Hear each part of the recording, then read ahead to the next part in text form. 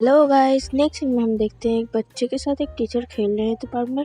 फिर scene change होता है। अगले सीन में हम देखते हैं जू एक मेकअप शॉप में मेकअप खरीद रही थी। तभी सिमी और उसके फ्रेंड आते हैं जिन्हें देख के जू काफी डर जाती है और उसे पहले की बातें याद आ जाती है, कैसे सिमी और उसके दोस्त लोग उसे परेशान करते थे। लेकिन इस पर सिमी उसे बिल्कुल भी पहचान नहीं पाती। जैसे ही जू वहाँ से भागती है उसके सामने एक बाइक राइडर आ जाता है जिसके पीछे कुछ लोग पड़े हुए थे और आके जू से टकरा जाते हैं। वो उससे पूछते क्या तुम ठीक हो, लेकिन वो भाग जाता है और उसे लोग पकड़ लेते हैं और पीटने लगते हैं उसको। तभी वहाँ पर जू अलार्म बजा देती है और वो गुंडे लोग समझते हैं पुलिस आया है, वो सब भाग जाते हैं। और जैसे ही जू वहाँ से जाने लगती है उसके सामने वो लड़का आ जाता है और कहता है तुम कौन हो। जू बिना कुछ कहे वहाँ से भाग जाती है और आके उसे याद आता है उसका हेलमेट तो उसने दिया ही नहीं। सीन चेंज होता है। लिम्सू के डैड लिम्सू से मिलने आते हैं और वो लिम्सू के डैड को बोले आप वापस क्यों आए। लिम्सू के डैड बोले मेरे साथ प्रैक्टिस करो। इस दौरान लिम्सू को पुरानी बातें याद आती है, किस तरह उसकी मॉम ने उसकी आंखों के सामने दम तोड़ा था। ये सब सोच के लिम्सू के डैड को प्रैक्टिस के दौरान हरा के चला जाता है। जाते जाते उसके डैड उसे साथ रहने के लिए बोलते हैं पर लिसू उसे मना करके चला जाता है।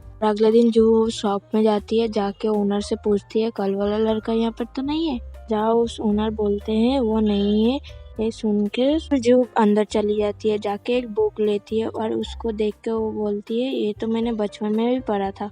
जैसे वो बुक खोलती है उसके लास्ट पेज में एक स्टिकर भी मिलता है, बचपन में उसने ही वहाँ पर रखा था। अब जब बुक देख ही रही थी तभी वहाँ पर लिसू आ जाता है। इसे देख के जू अपना फेस बुक से छुपा लेती है पर लिसू उससे कहता है मुझे भी एक बुक चाहिए, इसीलिए वो अपनी बुक लेके साइड हो जाए। लेकिन जू उससे कहती है मुझे भी एक बुक चाहिए इसलिए मैं साइड नहीं हो सकती। कि जू स्लिप होके गिरने ही वाली थी कि हमारा हीरो उसे पकड़ लेता है, उसे डांट कर वहाँ से चला जाता है। लिसू उसे पहचान जाती है कि वो लड़की है जो सुसाइड करने वाली थी उस रात। जू को ऐसा लगता है कि लिसू को उसका सच पता चल गया कि वो मेकअप करके अच्छी दिखती है, इसलिए वो उसको बोलती है प्लीज मेरा सीक्रेट किसी को मत बताना, जिसे लिसू हाँ बोल देता है। वो दोनों काफी बातें भी करते हैं यहाँ पर। लिसू बोलता है आज मेरा बर्थडे। जू उससे बोलते तुम बर्थडे सेलिब्रेट नहीं किया, फिर बुक स्टोर में क्या कर रहे हो तुम। वो कुछ जवाब नहीं देता। फिर जू उससे बोलती है वो उसका बुक मंडे को ला के देगी। जो हमारी वो स्टिकर उसे ऐसे बर्थडे गिफ्ट देती है। लिम्सू को प्यार से बर्थडे विश करके वहाँ से चली जाती है। घर आके वो स्टिकर को वह प्यार से देखता है और अपने लैंप पे लगा लेता है।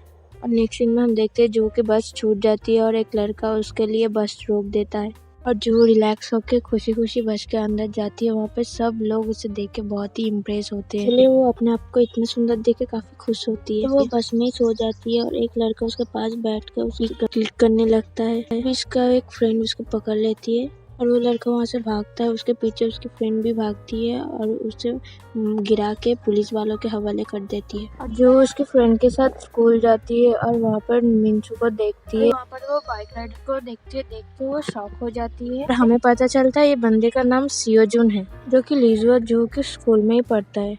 और उसके बाद जब जू खाना खा रही थी तब सब उसकी तरफ ही देख रहे थे। तो खाना खाने के बाद लिंसू के पास जाती है और उसको फेवरेट जूस देती है और लिंसू को कहती है मुझे पता है तुम्हारा फेवरेट जूस क्या है, और उसे कहता है मुझसे छत पे आके मिले। जैसे ही लिंसू छत पे आके जू के साथ बहुत ही रूड बिहेव करता है, लेकिन जू उससे बहुत ही प्यार से बात करती थी क्योंकि उन दोनों में मिसअंडरस्टैंडिंग हो गई थी। जहाँ जू को ये लगता है कि लिंसू को उसका सीक्रेट पता है कि वो अगली है और मेकअप करके सुंदर दिखती है। छत पर जू को पता चल जाता है कि लिसू को कुछ भी नहीं पता। तब तक बहुत देर हो गई थी और लिसू वो बैग लेके चला जाता है। अंदर वो कोट और बुक थी, इसलिए बड़ी मुश्किल से जू उससे वो बैग ले लेती है। लेकिन लिसू जू को फोन करके बोलता है मेरा कॉमिक बुक लाओ, और वो अच्छे से क्लैरिफाई नहीं कर पाई कि उसे कॉमिक बुक चाहिए या कोट चाहिए, इसलिए जू कंफ्यूज हो जाती है और आधे मुंह पे मेकअप और आधे मुंह पे अगली बन के वो उसके सामने हेलमेट पहन के जाती है। लिसू जू के लिए एक ड्रिंक मंगवाती है और वो हेलमेट के ऊपर से ये पीने की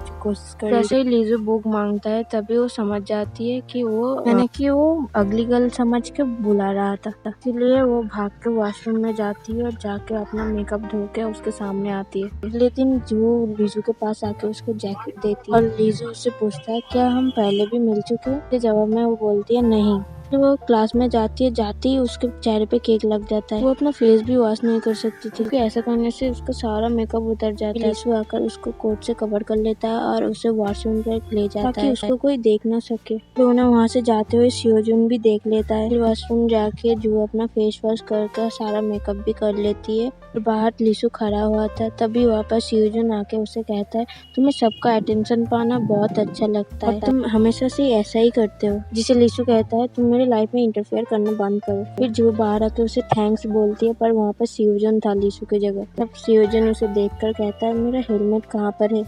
ये सुनकर जू वहाँ से भाग जाती है। इसके बाद जू अपने क्लास में जाती है जहाँ सब लोग उसे सॉरी बोलते हैं और बोलते हैं तुम बहुत ही लकी हो। लिसु कभी भी ऐसा नहीं करता किसी के लिए।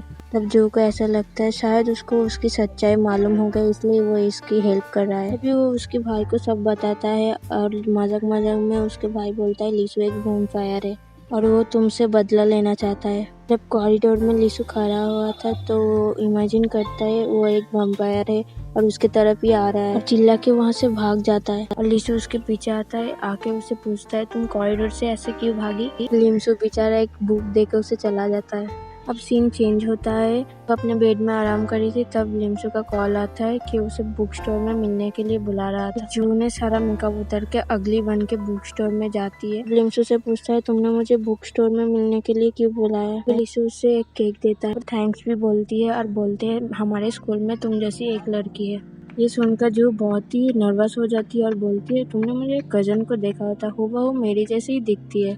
और बोलती है मैं तो यहाँ पर नहीं रहती, मेरा स्कूल भी अलग है। जैसे ही जू यहाँ से जाने लगती है तब लिम्सू उसे पहचान लेता है कि वो जू ही है और उसका उतर लेता है और उसका रबर बैंड भी ले लेता है। फिर वो उसको कहता है तुम मेरी स्कूल वाली लड़की हो ना।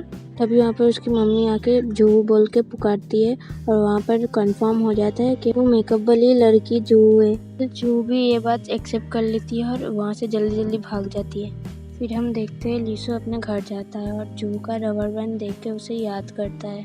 वो सोचता है जू ने उसे एक टोक दिया था जिसमें लिखा था मेरे बारे में किसी को नहीं बताने के लिए थैंक यू।